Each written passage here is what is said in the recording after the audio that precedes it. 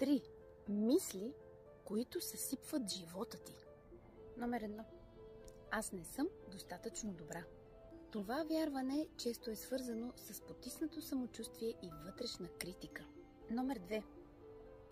Всичко трябва да е под мой контрол. Поради липса на доверие в себе си, ти се опитваш да контролираш абсолютно всичко, за да знаеш, че ще се получи така, както ти си решила.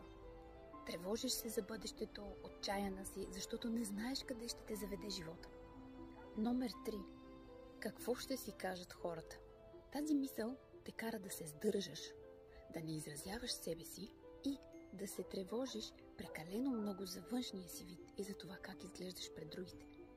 Реално трите мисли са свързани една с друга, водят една до друга и решението е да замениш тези ограничаващи вярвания с вдъхновяващо вярване. И то е: аз обичам себе си такава каквато съм. Така ще можеш да видиш своята ценност, да се отпуснеш и да оставиш нещата да се случват и да не ти пука кой какво ще си помисли за теб. Аз съм Боряна от Здраветека. Последвай ме за още полезни съвети, които да подобрят качеството ти на живот.